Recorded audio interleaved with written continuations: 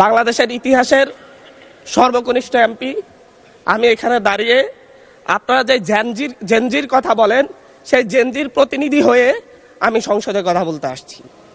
আপনি যদি বলেন যে জেনজিরা কি চাই, আমি বলছি জেনজিরা ৭২-এর সংবিধান আর চাই না। আপনি যদি বলেন জেনজিরা কি চাই, আমি বলতে এসেছি জেনজিরা এটাই চাই স্বাধীনতার ৩০ বছর পরে জন্ম নিয়ে আমার মতো যারা সন্তানরা রয়েছে তারা কেন ভোটাধিকার পাই নাই তার জবাব চাই। জেনজি প্রতিনিধি হান্নান মাসুদ যে কথা বলেছে ৭২ সংবিধান চায় না, তাহলে আমাদের বাংলাদেশ অস্বীকার করা, বাংলাদেশে অস্বীকার করা, পতাকা অস্বীকার করা, জাতীয় সঙ্গীত অস্বীকার করা, কোনোভাবেই ৭২ সংবিধান বাদ দেওয়া যাবে না। আসলে আমরা যে কেউ যে কোনো প্রতিনিধি হিসাবে দাঁড়াতেই পারি বা যে কোনো কিছু দাবি করতেই পারি, কিন্তু এই যে ২৪-এর আন্দোলনটা এটা ছিল সাধারণ মানুষজন, ছাত্র যারা ছিল সবার একটা আন্দোলনের ফসল। ৭২-এর সংবিধান বলতে কোনো সংবিধান নাই, সংবিধানটা হলো বাংলাদেশের সংবিধান।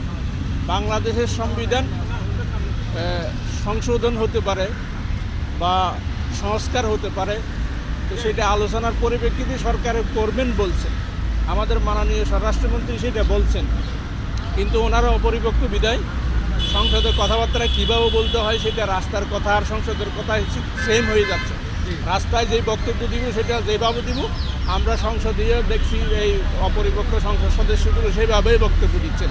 ওনারা যে ইয়াটা মেনে নিতে চাচ্ছেন না, আমরা তো নতুন, আমরা অনেক কিছু জানি না, সেটা তারা স্বীকার করতে চাচ্ছেন না।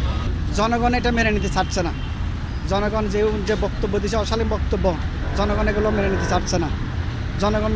জনগণ চাচ্ছে বাংলাদেশের মধ্যে গণতন্ত্র প্রতিষ্ঠা হোক, মানুষের ন্যায় বিচার প্রতিষ্ঠা হোক। সংস্কার এক জিনিস আর সংবিধান বাতিল করার এক জিনিস। সংস্কারে কিছু জিনিস বাদ দেওয়া যাবে, কিছু জিনিস মানে সংযোজন করা যাবে,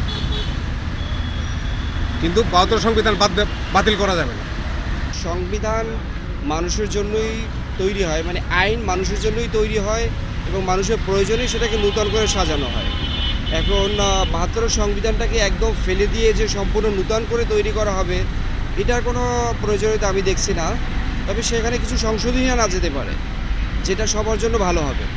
তারা অনেক দল নিয়ে তারা বিরোধী দল হয়েছে, তারা সংসদের মধ্যে এসে যেভাবে আচরণ দেখা যাচ্ছে সাধারণ আমরা জনগণ দেখতে পাচ্ছি, এগুলো কোনোদিন বাংলাদেশের জনগণ মেনে নিতে চাচ্ছে না।